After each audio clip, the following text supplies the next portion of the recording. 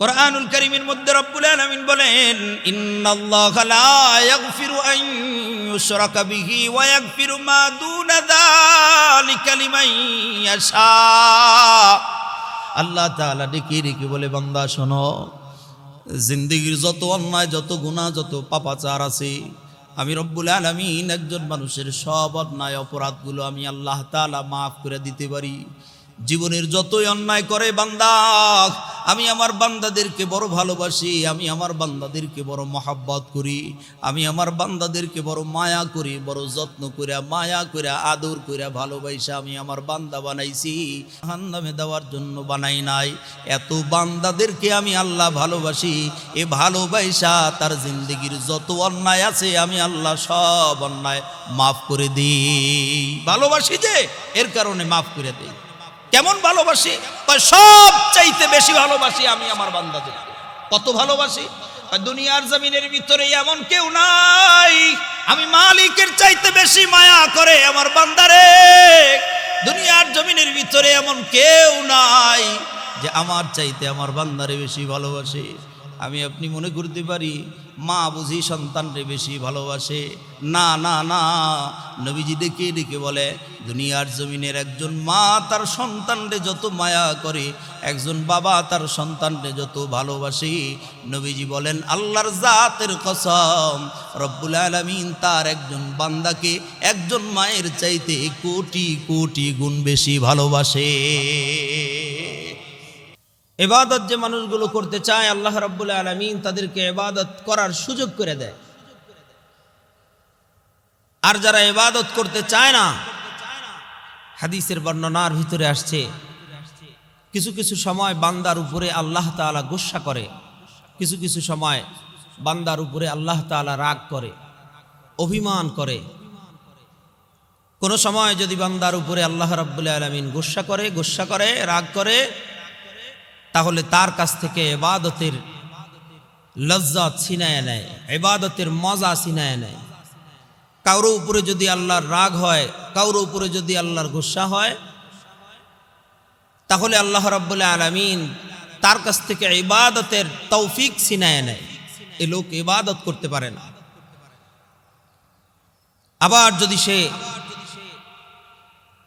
নিজের ভুলকে বুঝতে পেরে আল্লাহ রাব্বুল আলামিনের কাছে তওবা করে আল্লাহর কুদরতি কদম ধরে আল্লাহ রাব্বুল আলামিনের কাছে যদি মাপ চায়, রব্বুল আলামিন বলেন, আমি আমার ওই সকল বান্দাদেরকে যারা নিজেদের অন্যায়, নিজেদের ভুলগুলো বুঝতে পারে, নিজেদের ভুল বুঝতে পেরে যারা আমি মালিকের দিকে ফিরে আসতে চায়, আমি আল্লাহ নিজ জিম্মায় তাদেরকে আমার রহমতের চাদর দিয়ে পেঁচায় আমার রহমতের কোলে জায়গা বানায় দেই। সুবহানাল্লাহ, সুবহানাল্লাহ।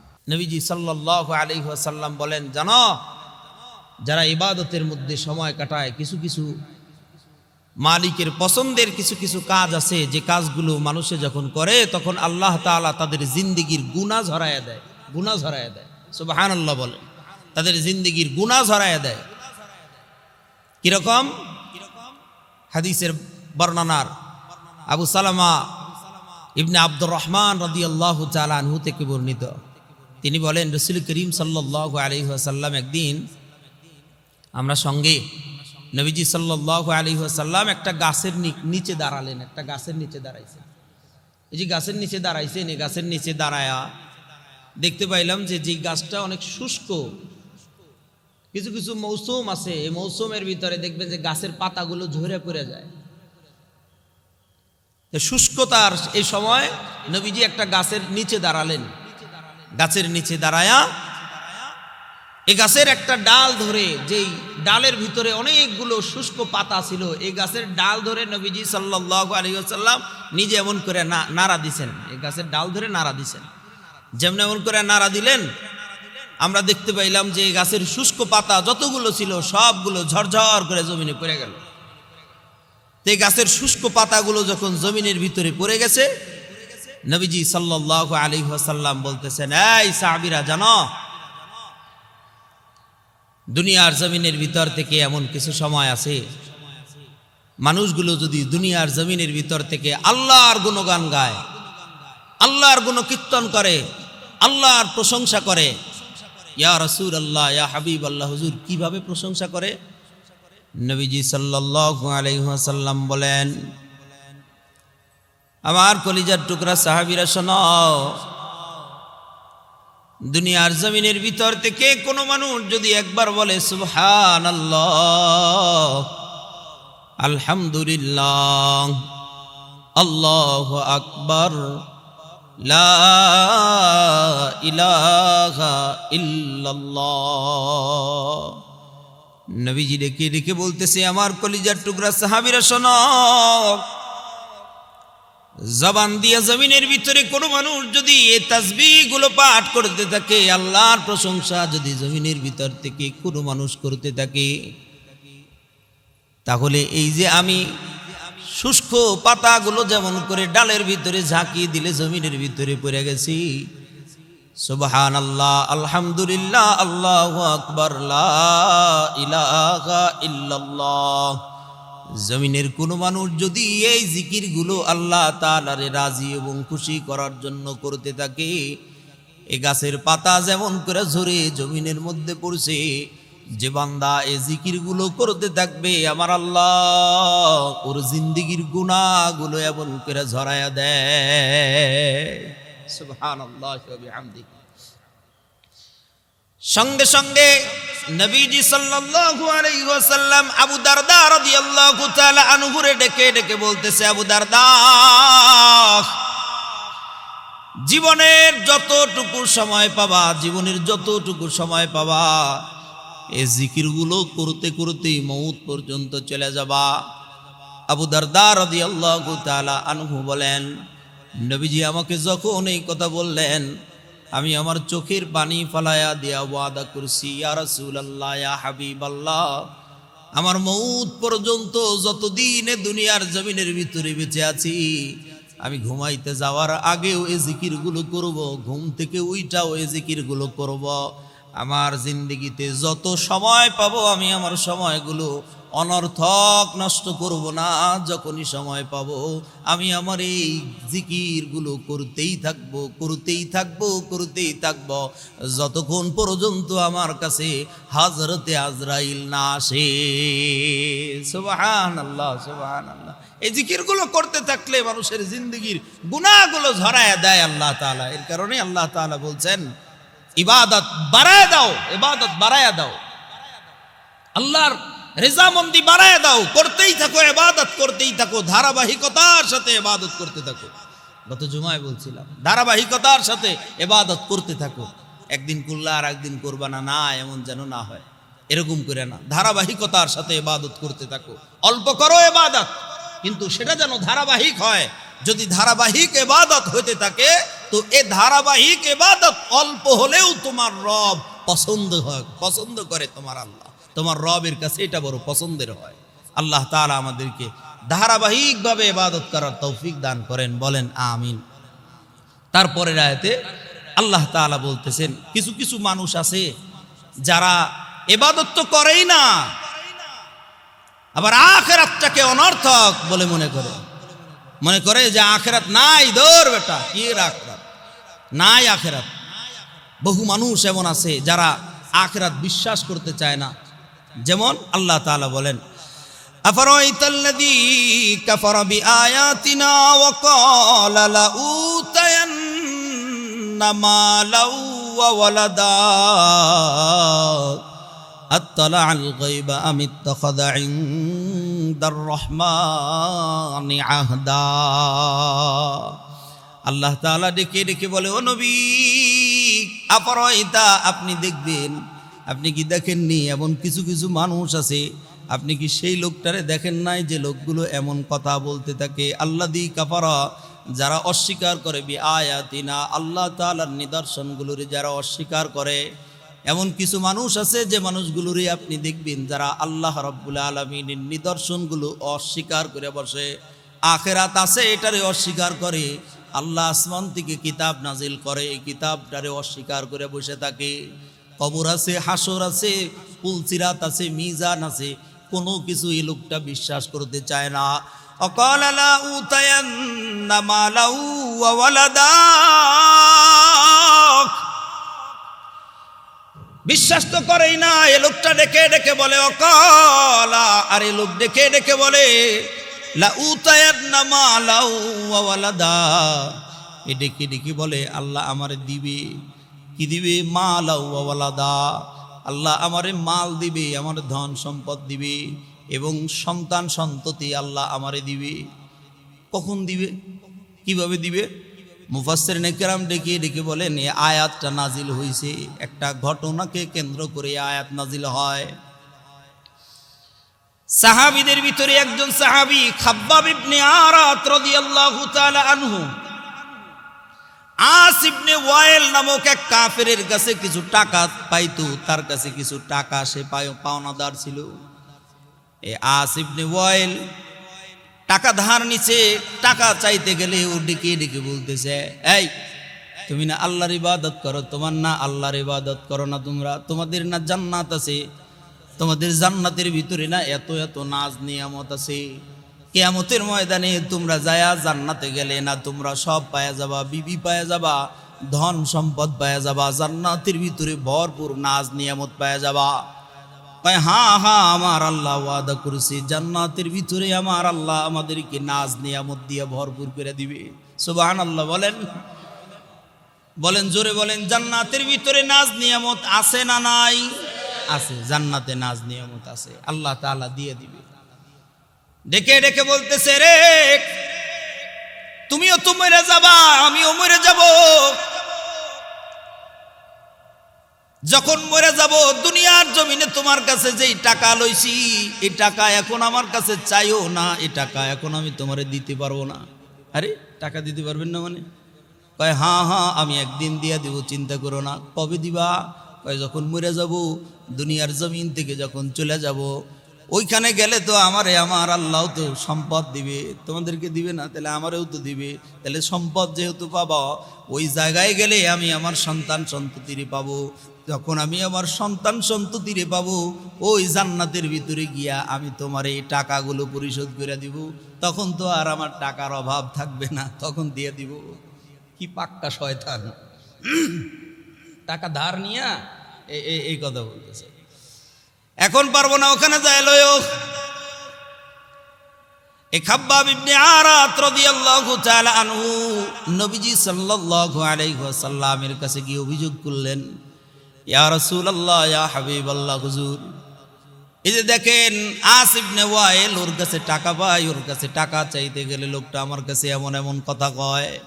ও ডেকে ডেকে বলতেছে যখন আমার সম্পদ হবে, মরে যাওয়ার পরে যখন সম্পদ পাবো, সন্তান সন্ততি যখন হবে, তখন আমি তোমারে সব পরিশোধ করে দিব। আল্লাহ এই কথাই বলে, অকালা উতায়ান্না মালাউ ওয়া ওয়ালাদা।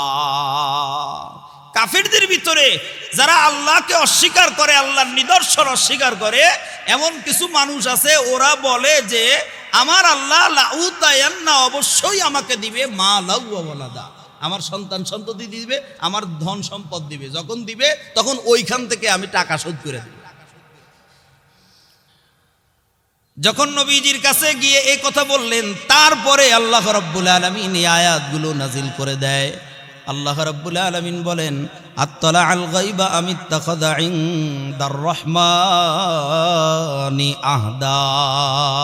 আল্লাহ তাআলা বলেন, আত্তালা আল গায়বা আমিত্তাখাযা ইনদার রহমানি আহদা, সে কি তার রবের কাছ থেকে প্রতিশ্রুতি পাইছে? অদৃশ্য ওই গায়েবের অদৃশ্য ওই জায়গার কি সে প্রতিশ্রুতি পাইছে যে ও মরে গেলেই জান্নাতে যাবে? এই প্রতিশ্রুতি কেউ পায় গেছে? আল্লাহ তাআলা বড় রাগান্বিত অবস্থায় এই কথা বলছেন। কেন? যে আল্লাহরে অস্বীকার করে পৃথিবীর জমিনের ভিতরে রব্বুল আলামিন এত রাগ হয় না যখন রবের সাথে অস্বীকার করা হয়, আল্লাহর সাথে যখন কোনো কিছুকে শিরিক করা হয়, তখন রব্বুল আলামিন ডেকে ডেকে বলে আমি সব মাফ করে দিতে পারি, কিন্তু আমার সঙ্গে যারা গাদ্দারি করে এদেরকে আমি রব কখনোই মাফ করব না। কুরআনুল কারীমের মধ্যে রব্বুল আলামিন বলেন, ইন্নাল্লাহা লা ইয়াগফিরু আন ইউশরাকা বিহি ওয়া ইয়াগফিরু মা দুনা যালিকা লিমান ইয়াশা।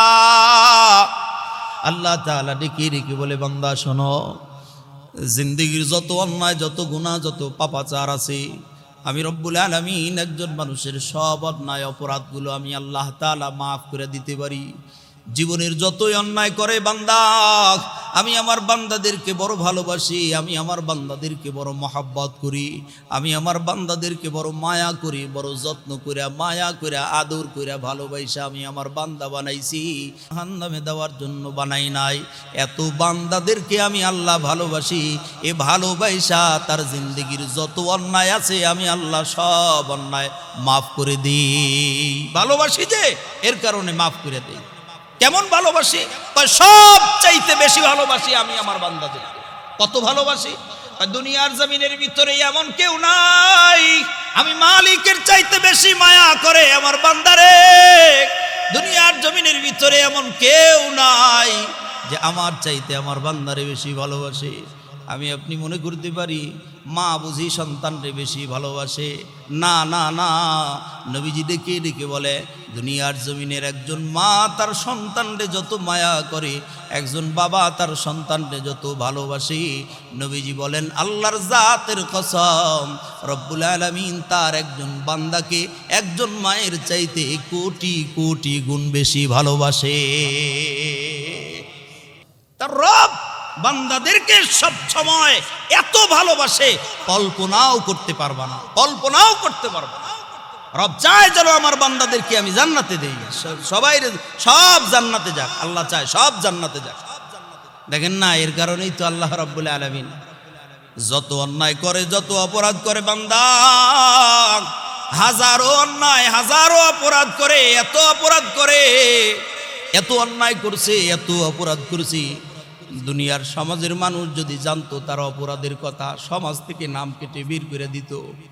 এত অন্যায় এত অপরাধ বান্দায় করছি, সমাজের মানুষ জানলে সমাজ থেকে তার নামটা কেটে বের করে দিত। আমার জিন্দিগিতে এত গুনাহ আছে, যদি আমার জিন্দিগির গুনার কথা মানুষে জানতো সালাম দিত না, সালাম দিত না। আপনার জীবনের এত গুনাহ আছে, আপনার জিন্দিগির গুনার কথা আপনার সন্তান জানলে আব্বা বলে ডাক দিত না।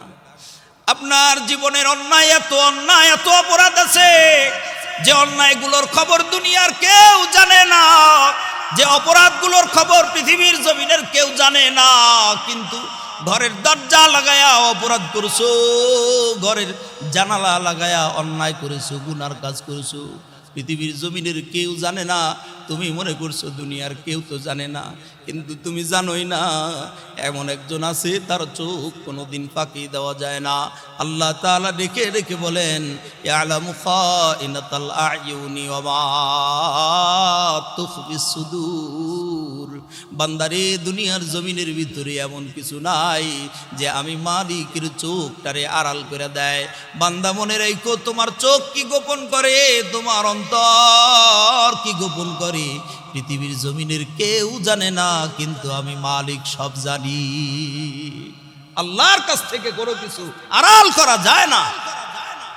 এত কিছু জানার পরেও বান্দা, আমি শুধু চাই আমার সাত্তার নামের চাদর দিয়া তোর জিন্দেগির গুনাহ ঢেকে রাখলাম। আমার সাত্তার নামের চাদর দিয়া তোর জীবনের গুনাহগুলো আমি আল্লাহ তাআলা ঢেকে রাখছি। কোনোদিন মানুষের কাছে অপমানিত করি নাই, ঢাইকা ঢাইকা রাখছি। বান্দা, এই কারণে ঢাইকা রাখছি, কখন তুই আমার কাছে আইসা আমারে আল্লাহ বলে ডাক দিবি। বান্দা, আমি তোর এত ভালোবাসি, আল্লাহ বলে ডাক দিতে দেরি হবে, তোর জিন্দেগির গুনাহ মাফ করতে দেরি করব না। ডাক দিতে দেরি হবে, তোর জীবনের গুনাহ মাফ করে দিতে দেরি করব না।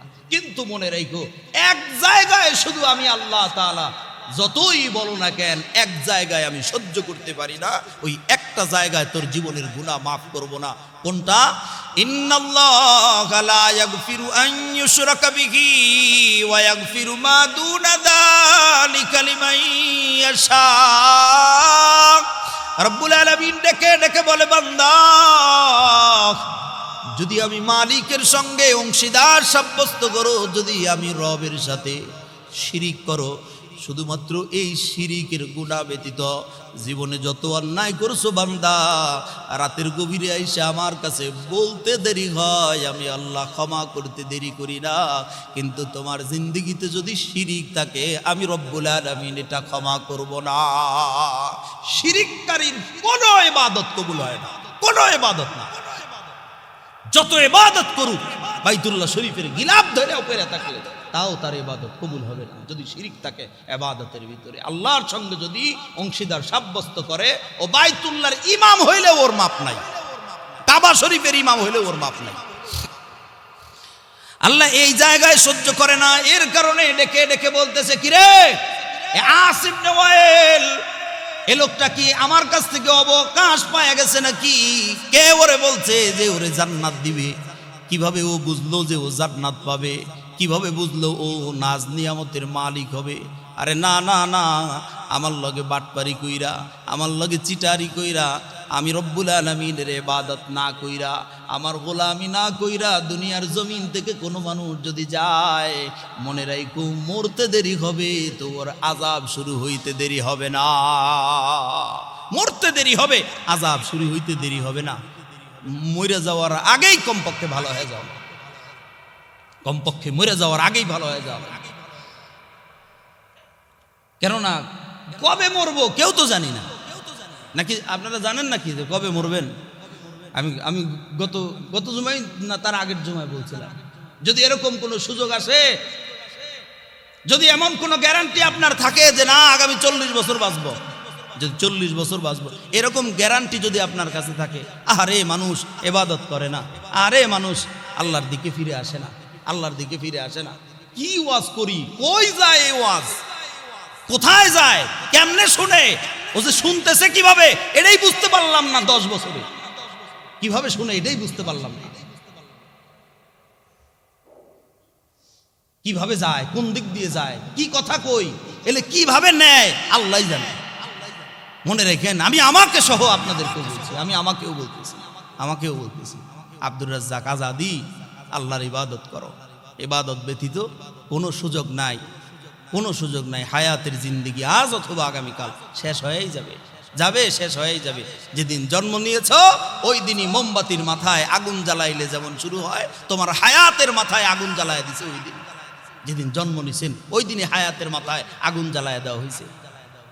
দেখতে দেখতে সময় চলে যাবে, তোমার মোমবাতি যেমন দেখতে দেখতে শেষ হয়ে যায়, হায়াতের জিন্দেগিও দেখতে দেখতে শেষ হয়ে যাবে।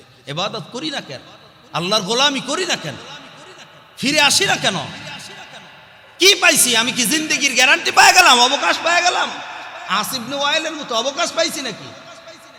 কয় বছর, কয় বছর? আমি বলছিলাম যদি গ্যারান্টি কেউ দিতে পারে যে না আগামী 40 বছর বাঁচবো, তাইলে আমি বলবো ধুমায়া 39 বছর পর্যন্ত গুনাহ করো, মন যা চায় তাই করো, জিনা করো, সুদ খাও, ঘুষ খাও, যা মন চায় তাই করো, 39 বছর করো। মরে যাওয়ার 1 বছর আগে কমপক্ষে আল্লাহর কাছে তওবা ইস্তিগফার পড়া, তাহাজ্জুদ নামাজ পড়া, মরে যাওয়ার কমপক্ষে 1 বছর আগে আল্লাহ তাআলার কাছে মাপ টাপ চায়া, মাথায় টুপি, মুখে দাড়ি, জুব্বা, মসজিদের প্রথম কাতারে আইসা নামাজ কালাম পড়ে আল্লাহর কাছে মাপ চায়া নিও। যদি গ্যারান্টি পাও যে 40 বছর বাঁচবা, তাহলে 39 বছর চালাও, জিন্দেগি চালাও, যেভাবে চলে চালাও। কিন্তু বলেন তো 40 বছর বাঁচবেন না? হ্যাঁ, আহা, আমি তো বলছি কমপক্ষে 1 বছর আগের থেকে ইবাদত করেন। আপনার হালত কি? 40 বছর তো আরো 40 বছর তো থাকবেন, এই চিন্তা নিয়েই তো চলতেছেন। না হুজুর মরতাম না, এখন আরো কিছুদিন পরে মরমু, তো এটার লেগে মরার আগে আগে তওবা ইস্তিগফার পড়া, তাহাজ্জুদ পড়া, আল্লাহর কাছে মাপ টাপ চায়া লয়া তারপরে কবরে যাবো। আমারে নিয়ে চিন্তা করেন না। আপনার হালত তো এই যে আমারে নিয়ে চিন্তা করেন না হুজুর, এত ওয়াজ দরকার নাই, ছেড়ে দেন তাড়াতাড়ি, এত ওয়াজ লাগতো না, আমারে নিয়ে চিন্তা করেন না। মনের ভিতরে এগুলো আছে নাকি? আহা দোস্ত, চলেই যাবেন, চলেই যাবেন। কেউ থাকে না এই পৃথিবীতে, সময় পার হয়েই যায়, যে কোনো ভাবে সময় চলেই যাচ্ছে। মনে রাখেন, আপনি ইবাদত করে গেলেও মরা লাগবে, ইবাদত না করলেও মরা লাগবে, এটা আর কোনো সুযোগ নাই, এই কথায় কোনো ফাঁকফুকর নাই। মরা লাগবে, ইবাদত করলেও মরা লাগবে, না করলেও মরা লাগবে, চলেই যাবেন। থাকতে পারতেন না, মনে রেখেন, ভালো থাকলেও হাসলেও মরে যাবেন, কাঁদলেও মরে যাবেন। হাসতে হাসতে জিন্দগি পার করতেছেন, তাও মরে যাবেন। কান্না করে করে জিন্দগি পার করতেছেন, তাও মরে যাবেন। রিক্সা চালান, তাও মরে যাবেন। পাজেরও গাড়িতে চড়েন, তাও মরে যাবেন, মরেই যাবেন, এটাই চূড়ান্ত কথা। দেখার বিষয় হলো কি নিয়ে কবর পর্যন্ত গেলা, এটা হলো দেখার বিষয়। কি নিয়ে মরণ পর্যন্ত কি নিয়ে গেলা? যেভাবে যাচ্ছ, পাজেরও গাড়িতে মরতেছ, মরো, কোনো সমস্যা নাই, কিন্তু মনে রেখো এই পাজেরও গাড়ি দিয়ে মইরা কি মরণের আগ পর্যন্ত রবের সন্তুষ্টি অর্জন করে মরতে পারলা? হাসলেও মরে যাবেন, কাঁদলেও মরে যাবেন, খাইলেও মরে যাবেন, না খাইলেও মরে যাবেন, কবরে যাওয়াই লাগবে। এটাই চূড়ান্ত কথা। দুনিয়া আমাদের থাকার জায়গা না, দুনিয়া থাকার জায়গা না, এখানে কেউ থাকে না, কেউ থাকে নাই। আরে ভাই, কি ভয়ঙ্কর ব্যাপার, কত ভয়ঙ্কর ব্যাপার। এই জায়গায় যতগুলো মানুষ বসে আছি, 100 বছর আগে এখানকার কেউ ছিলাম না, কেউ আসিলাম না। মাত্র 100 বছর, মাত্র 100 বছর আগে এখানকার কেউ ছিলাম না। আবার এটাও মনে রেখো, আগামী 100 বছর পরে এই আমরাও যারা আছি হয়তো বা কেউ আর থাকবে না। এই জায়গাগুলো, এই মসজিদ হয়তো বা এরকমই থাকবে, মসজিদ এরকমই থাকবে। এই জায়গায় নামাজ হবে, এখানেই আরেকজন ইমাম দাঁড়ায় নামাজ পড়াবে। এই মসজিদের সভাপতির নাম আরেকজনের খাতায় চলে যাবে, আরেকজন সভাপতি হবে, আরেকজন সেক্রেটারি হবে, আরেকজন ক্যাশিয়ার হবে, আরেকজন মুসল্লি হবে। আমরা কেউ থাকবো না আগামী 100 বছর। এই কথা বলেন, ঠিক না? কেউ থাকবেন না তো, চলে যাবেন তো, যাওয়াই লাগবে। কি ভয়ঙ্কর বিষয়, বিষয়টা কত ভয়ঙ্কর, একটু মাথার ভিতরে নিয়ে যান, একটু মাথায় নিয়ে যান, কত ভয়ঙ্কর বিষয়। যেহেতু চলেই যাবেন, সেহেতু কি নিয়ে যাচ্ছেন, কিভাবে যাচ্ছেন, দিনের প্রতিটা সময় কিভাবে অতিবাহিত করতেছেন, জিন্দেগির প্রত্যেকটা সময় হার ওয়াক্ত কিভাবে কাটাচ্ছেন, এর দিকে একটু নজর দেন, এর দিকে একটু নজর দেন। গতকালকে আমার ড্রাইভার আমারে বলতেছিল, হুজুর আলহামদুলিল্লাহ, আপনার কাছে আইসা মনে হচ্ছে যে যদিও গাড়ি অনেক চালাইতে হয়, যদিও গাড়ি অনেক চালাই, আমার জীবনে এত গাড়ি চালাই নাই কোনো সময়, কিন্তু আপনার কাছে আইসা নিয়ে এত গাড়ি চালাচ্ছি। আমার পরশুদিন মাহফিল ছিল সিলেটে মাহফিল ছিল, গতকালকে মাহফিল ছিল পাবনায়, আজকেও মাহফিল আবার পাবনায়, জুমা পড়ানোর জন্য আসছে। তাহলে এই যে সিলেট থেকে আইসা নিয়ে ঢাকা হয়ে পাবনায় যাওয়া, আবার পাবনা থেকে রাত্রে আইসা আবার পাবনায় রওনা দেওয়া, এই যে এত কষ্ট, কিন্তু তারপরে বলতেছে হুজুর ভালো লাগতেছে এর কারণে যে আমার জীবনে যত সময় পার করছি, এত সুন্দর সময় কোনো সময় পার করি নাই। আমার জীবনের সবচাইতে সুন্দর, যদিও কষ্ট হয়, সবচাইতে সুন্দর সময় পার করতেছি। আমি ওরে বললাম যে ভাই শোনো, যত সময়ই পার করো না কেন, তুমি তোমার সময়ের দিকে শুধু এতটুকু লক্ষ্য করো, যেভাবে চলতেছো, যেভাবে চলতেছো, হায়াত যেভাবে যাচ্ছে, এটাকে সুন্দরতা বলে না, এটাকে সুন্দর বুঝায় না। সুন্দর বুঝায় তখনই যখন তোমার সময়গুলোকে অতিবাহিত করা হবে তোমার রবের ইবাদত দিয়া, ওইটাকে সুন্দর সময় বলে। গাড়ির মধ্যে যতক্ষণ থাকো দুরূদ শরীফ পড়তে থাকো, গাড়ির মধ্যে যতক্ষণ থাকো জিকির করতে থাকো, চলতে থাকো, এভাবে চলতে থাকো। তুমি তাকায় দেখো আজকে সারা দিনে কতবার জিকির করছো, সারা দিনে কতবার আল্লাহর কথা স্মরণ হয়েছে, সারা দিনে কতবার রবের কাছে যাওয়ার কথা মনে হয়েছে, সারা দিনে কতবার গুনাহ হয়েছে, এটার দিকে খেয়াল করো। যদি গুনার চাইতে নেক বেশি হয় তাহলে বলো আলহামদুলিল্লাহ, আমার সময় মোটামুটি ভালো গেছে। চলেই তো যাবো ভাই, যাওয়ার আগে কমপক্ষে নিজেকে সাজায়া গুছায়া যাওয়া, যাওয়ার আগে কমপক্ষে আখেরাতটাকে সাজায়া যাওয়া। কেউ কাউকে ধরা দিবে না, আল্লাহর কসম, কেউ কাউকে ধরা দেয় না। পৃথিবী বড় নিষ্ঠুর, পৃথিবীর মানুষগুলোও বড় নিষ্ঠুর। কেউ কাউরো না। যারা আপন মনে করেন না, এরা কেউ আপন না, এমনকি বাপ মা পর্যন্ত আপন না, কেউ আপন না। 10 বছর 20 বছর ধরে এক বিছানায় এক বালিশে ঘুমায়, এক বালিশে ঘুমায়, স্বামী স্ত্রী এক বালিশে ঘুমায়, বালিশ আলাদা করে নেই।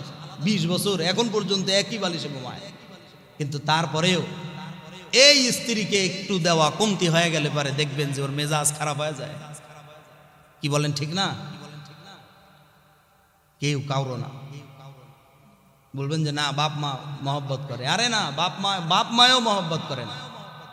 বাপ মায়ের যে সন্তান, 5টা ছেলের ভিতরে যেই ছেলে একটু বাপের বেশি দিতে পারে দেখবেন যে ওই ছেলের প্রতি বাপ মায়ও দুর্বল। কি কথা বলেন, ঠিক না? দেখবেন ওই ছেলের প্রতি বাপ মায়ও দুর্বল। যে দিতে পারে না দেখবেন ওরা খালি স্যানস্যান করে, দেখতে পারে না। আছে বাপ বহু আছে, পৃথিবীতে কেউ আপন না, কেউ আপন না, একমাত্র আপন হলো আল্লাহ। আইসেন একা, যাইবেন একা, কিন্তু যাওয়ার আগে কমপক্ষে নিজের আখেরাতটা সাজায়া যদি যাইতে পারেন তো আপনি কামিয়াব। আর যদি আখেরাত সাজায়া না যান, কিয়ামতের ময়দানে আল্লাহ কোরআনে বলছে না, ইয়াউমা ইয়াফিরুল মারউ মিন আখি ওয়া উম্মিহি ওয়া আবি, ভাই পলায়া চলে যাবে, মা বাপ পর্যন্ত পলায়া চলে যাবে, কেউ সাড়া দিবে না আপনার ডাকে, কেউ আপনার পাশে এসে দাঁড়াবে না। তাহলে কি হলো? আমাদের নিজের জিন্দেগি নিজেদেরকে সাজানো লাগবে, এটাই হলো চূড়ান্ত কথা। কি বলেন, কথা ঠিক না? সাজাবো তো ভাই ইনশাল্লাহ, সাজাবো তো ইনশাল্লাহ, আখেরাত সাজাবো তো ইনশাল্লাহ। আল্লাহ তাআলা আমাদেরকে আখেরাত সাজানোর তৌফিক দান করেন। আল্লাহ তাআলা যেন আমাদের কবরের জিন্দেগিকে সাজায়া গুছায়া যাওয়ার তৌফিক আল্লাহ তাআলা যেন দান করেন। সবাই বলেন আল্লাহুম্মা আমিন।